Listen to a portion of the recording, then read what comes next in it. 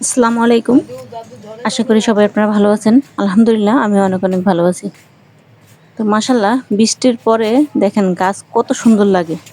আর যখন রৌদ্র থাকে তখন তো গাছের চেহারা আরো বেশি সুন্দর লাগে।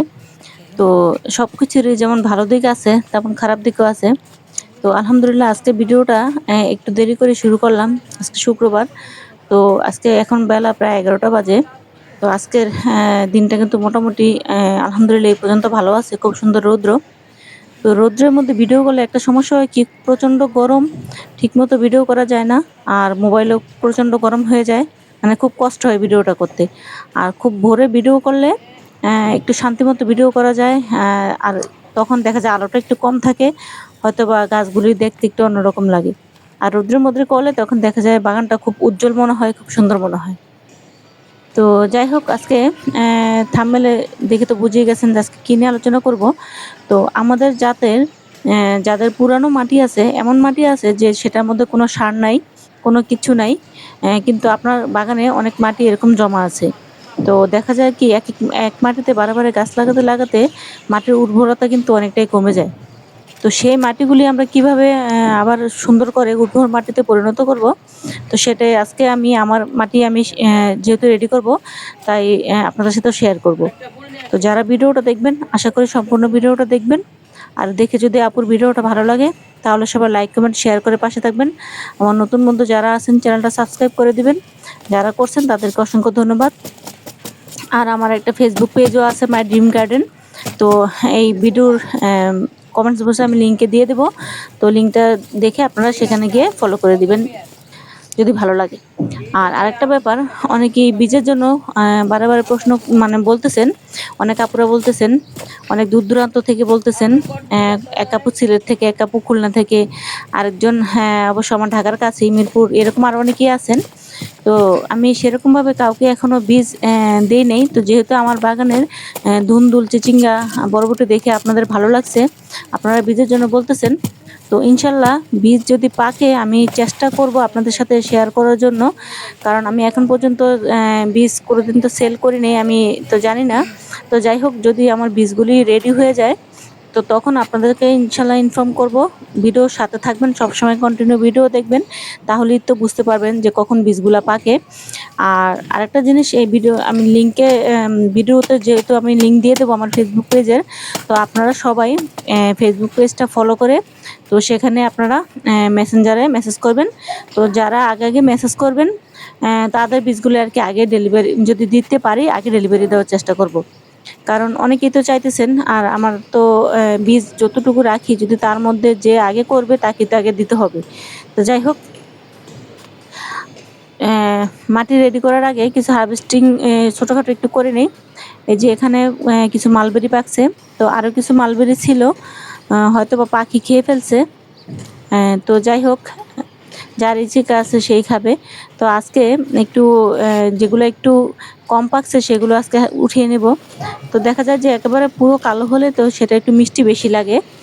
আর মালবেরি গাছ যদি কারো বাগানে থাকে, এটা যত্নটা আপনারা কিভাবে করেন আমাকে শেয়ার করবেন। আর আমি তো যেভাবে আমার নর্মাল গাছের যত্ন করি, কেয়ার করি, এইটারও সেভাবেই কেয়ার করি। তো আমি যতটুকু জানি সবজি গাছের কেয়ার একটু তরল খাবার দিলেই হয়। আর যেগুলা ফল গাছ থাকে সেগুলাতে মাঝে মাঝে একটু ভারী খাবারও দিতে হয়। ভারী খাবার বলতে দেখা যায় যে হাড় গুঁড়া, শিংকুচি, তারপরে সরিষার খোল, তারপর হচ্ছে আপনার কম্পোস্ট কম্পোস্ট সার যেগুলো আছে, গোবরের সারও হতে পারে বা কেঁচো কম্পোস্টও হতে পারে। এগুলি মিশিয়ে হয়তো বা মাসে একবার করে দিলে একটু ভালো হয়, এতটুকু আমি জানি। তো মাঝে মাঝে দেওয়ার চেষ্টা করি, মাঝে মাঝে আবার দিতে পারি না। তো যাই হোক আপনাদের বাগানে থাকলে আপনারা দিবেন এরকমভাবে গাছ। আর যারা অন্যভাবে যত্ন করেন আমার সাথে যদি শেয়ার করবেন। তো মাটি দেখা যায় অনেক পুরানো মাটি হলে সেটার মধ্যে একটু উর্বরতা কমে যায়। আর যারা জৈবভাবে বাগান করেন দেখা যায় কি তাদের মাটিগুলো সবসময় উর্বর থাকে। কারণ হচ্ছে আপনার যতবার আপনি বেডটা রেডি করবেন ততবার কিন্তু আপনার জৈব জিনিস দিয়ে বেডটা রেডি করেন। তো তখন দেখা যায় কি মাটির উর্বরতা তেমন একটা কমে না। যেমন আমার এই মাটিগুলি আমি এই যে এবছর যেমন এখন ফলন হইতেছে, এখন গরমের সিজন, গরমের সবজি ফলন হইতেছে। মাটিটা আমি যখন রেডি করছি, অবশ্যই আমি জৈবভাবে রেডি করছি। এটা নিয়ে আমার অনেক ভিডিও দেওয়া আছে চ্যানেলে, তো যারা দেখতে চান দেখে আসবেন, বা আজকেও একটু দেখিয়ে দেব। তো আর জৈব বলতে দেখা যায় কি, আমি এই যে কিচেন কম্পোস্ট দেই, ডিমের খোসা, এগুলো যা আছে, আর হাড়ের গুঁড়া, শিংকুচি, এগুলো যদি আমি আনি তখন আমি এগুলো ব্যবহার করি মাঝে মাঝে। এগুলো জৈব, এগুলো তো রাসায়নিক না। আর হচ্ছে যে আপনার চায়ের পাতা, আমি সবসময় বলি, চায়ের পাতা যদি আপনারা দোকান থেকে আনতে পারেন, বা যারা আপনারা ঘরে খান জমিয়ে জমিয়ে রাখবেন, সেগুলো গাছে দিবেন। দিলে মাটিটার সাথে দিলে তখন দেখা যায় কি মাটিটা খুব সুন্দর নরম হয়। আর নরম হলে গাছের উর্বরতাও বৃদ্ধি পায়, আর দেখা যায় সবজির ফলনও ভালো হয়। তো আলহামদুলিল্লাহ, আমার বাগানে আমি যে চিচিঙ্গা, যে সবজি যেগুলি আমি হারভেস্ট করি, সব কিছু কিন্তু জৈবতে। তো আসলে জৈবতে যেহেতু নিজেরা শখ করে বাগান করি, তো সেহেতু রাসায়নিক তেমন দেওয়ার তো কোনো প্রশ্নই আসে না। আর যারা একটু রাসায়নিক ব্যবহার করতে চান, তারা চাইলে দিতে পারেন। তো দেখা যায় কি রাসায়নিক দিলে মাটির গুণাগুণটা একটু নষ্ট হয়ে যায়। তো যেহেতু টবের মাটি, মাটি সীমিত থাকে, তো সেক্ষেত্রে আমাদের রাসায়নিকের দিকে খুব একটু কম যাওয়াই ভালো। তো আজকে চলুন কি কি জিনিস দিয়ে আজকে আমি মাটিটা রেডি করব সেটা আজকে দেখাই। কারণ জৈব মাটির মধ্যে বলতে সব কিছু দেওয়া যায়। তো এই যে আমার সব কিছু আমি গুছিয়ে নিছি এখানে। এই যে মাটিটা দেখতে পারতেছেন, যে মাটিটা আমি নিচে ঢেলে রাখছি, এটার মধ্যে আমার একটা জবা জবা ফুল ছিল। তো জবা ফুল গাছটা মরে গেছে। মরে যাওয়ার কারণে দেখা যায় কি মাটিটা এখন বৃষ্টির কারণে একটু ভিজা আছে। তো যার কারণে আপনারা তেমন একটা বুঝতে পারবেন না। মাটিটা কিন্তু একেবারেই সাদা ছিল। আর আরেকটা জিনিস হচ্ছে, মাটিতে খাবার না থাকলে কিভাবে বুঝবেন? তো সেটা হচ্ছে, আপনারা মাটিটা প্রচুর পরিমাণে সাদা থাকবে, একেবারে সাদা। আর মানে ধরলেই বুঝবেন যে সেটার মধ্যে কোনো রস নাই বা কোনো খাবার নেই। এই যে দেখেন, এটার মধ্যে প্রচণ্ড শিকড়। এই মাটির মধ্যে কিন্তু কোনো পরিমাণে খাবার নেই। তো আজকে অনেকদিন যাবতই মাটিটা রেডি করব, করা হচ্ছে না। তো আজকে ভাবলাম যে না, আজকে যেহেতু একটু বৃষ্টিটা কম, আজকে মাটিটা রেডি করে ফেলি। আর তো এই মাটিটার মধ্যে দেখা যায় যে আমার এখন জৈব মাটিতে পরিণত করতে হবে।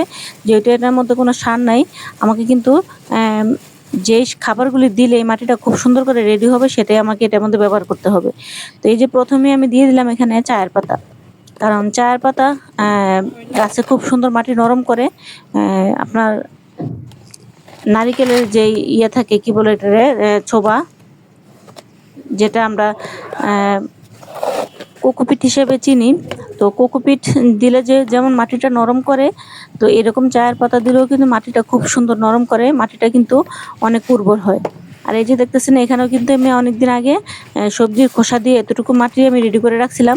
তো এখন একটু আপনাদেরকে ঢেলে দেখাই। তো একটু খেয়াল করলে দেখবেন, দেখেন একটু সবজির খোসাও কিন্তু এখানে নাই। মাসখানেকের মতো হবে, সবগুলো পচে কিন্তু খুব সুন্দর মাটি হয়ে গেছে। তো এটার মধ্যে আজকে মাটিটা রেডি করব। নিচের দিকে একটু মাটি আছে, এখন আর নতুন করে এটার মধ্যে আরেকটু মাটি আমি এখান থেকে দিয়ে দেব। তো দিয়ে দেওয়ার পরে এখন আমি আমার এই যে কিচেন কম্পোস্টগুলা, যেহেতু বৃষ্টি হয়েছে এই কদিন, প্রচুর পরিমাণে কিন্তু আমাদের কিচেন কম্পোস্ট জমে গেছে বৃষ্টির কারণে। তো অনেকগুলো আমি ময়লার সাথে ফেলেও দিছি, আমার যারা ময়লা নেয় সেখানে ফেলেও দিছি, কারণ বৃষ্টির মধ্যে এতগুলো জমিয়ে রাখা যায় না। তো এই যে এখানে আমি দিয়ে দিলাম। এই কিচেন কম্পোস্টের মধ্যে কিন্তু আমার সব ধরনের, শুধু মাছের কাঁটা ছাড়া আর বাকি যাবতীয় যা আছে সব কিন্তু এটার মধ্যে আছে।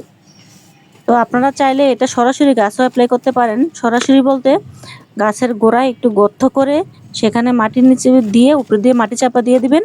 আর তারপরে তো প্রতিদিন গাছে যখন পানি দিবেন, সেখান থেকেই গাছ খুব সুন্দর করে কিন্তু এখান থেকে খাবারটা গ্রহণ করবে। তো এটা এইভাবেও দেওয়া যায়। আবার এই যে এখন আমি যেভাবে মাটিটা রেডি করতেছি, এইভাবে করে আপনি মাটিটা রেডি করতে পারবেন।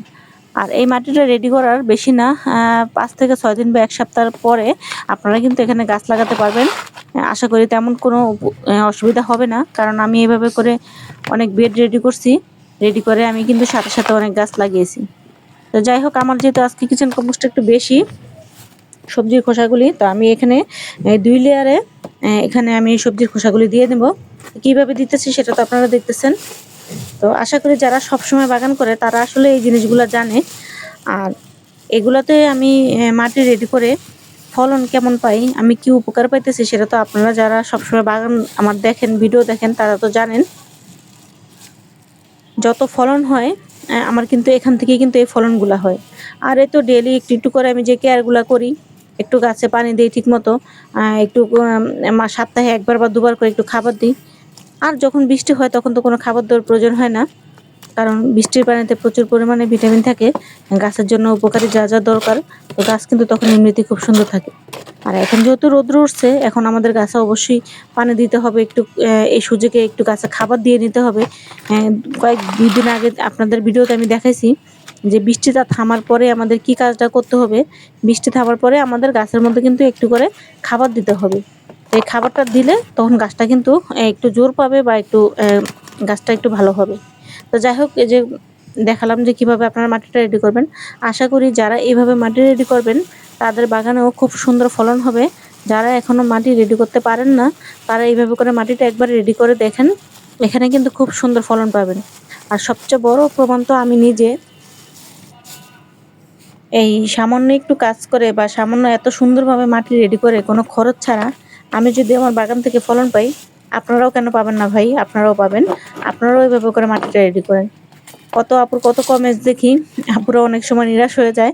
আসলে এখানে নিরাশ হওয়ার কিছু নাই। আমিও এখন পর্যন্ত অনেক কিছু জানি না। আসলে মানুষ একটা কাজ করতে করতেই শিখে। তো আমার বাগান করার শখ অনেকদিন যাবতই। আমি প্রায় ৩-৪ বছরের বেশি আমি এরকম ছোটোখাটো একটু একটু করে বাগান করি। আর তারও আগে আমার একটু একটু করে গাছ ছিল। তো এত বছর ধরে করতে করতে কিন্তু আমি এখন একটা পর্যায়ে এসে মোটামুটি একটু আইডিয়া আমার হয়েছে। তাও এখনো অনেক কিছু শেখার বাকি আছে। তো যাই হোক, আর এই যে আমার মাটিগুলো রেডি করা ছিল, আমার এখানে 2টো মরিচ গাছ আছে। গাছের গোড়ায় এমনিতে মাটি দেওয়ার প্রয়োজন ছিল, যেহেতু গাছগুলো একটু বড় হয়ে গেছে। গাছ একটু বড় হলে সেটা গোড়ায় কিন্তু অবশ্যই মাটি দিতে হয়। মাটি না দিলে কিন্তু তখন গাছ পর্যাপ্ত পরিমাণে শক্তি পায় না। এই মাটিগুলো এখানে দিয়ে দিলাম। তো যাই হোক, অবশ্যই আশা করি আপনাদের খুব ভালো লাগলো, আর আশা করি আপনারা এখান থেকে উপকৃত হবেন। কিভাবে মাটিটা রেডি করতে হয়। যারা বলেন যে আপনাদের সবজি হয় না, ভালো হয় না, তারা এইভাবে করে মাটিটা একবার রেডি করুন। আশা করি আপনাদেরও ফলন খুব ভালো হবে। তো যাই হোক, আপুর ভিডিওটা কেমন লাগলো কমেন্টসে জানাবেন। আর ভিডিও দেখে কার কার ভালো লাগলো সেটাও জানাবেন। তো চলুন দেখি আজকে আমি আপনাদের সাথে নিয়ে কী কী হারভেস্ট করলাম। যদিও তেমন কিছু না, তো তারপরেও আশা করি মোটামুটি খারাপ না। তো এই যে দেখুন, আজকে মোটামুটি চিচিঙ্গা 2টা সুন্দর হয়েছে। আর একটা চিচিঙ্গা তো আমি গাছে রেখেই দিছি বীজ করার জন্য। তো জানেন এটার মধ্যে কয়টা বীজই হবে। তো এই তো মোটামুটি আজকের হারভেস্ট। আর প্রচণ্ড রৌদ্র, এই রৌদ্রে আসলে অনেক কষ্ট হইতেছে। তো সকালবেলায় ভিডিও করা ভালো। তো আপনারাও যারা বাগানে আসবেন সকালে আসার চেষ্টা করবেন। তো সবাই ভালো থাকেন, সুস্থ থাকেন। আল্লাহ হাফিজ।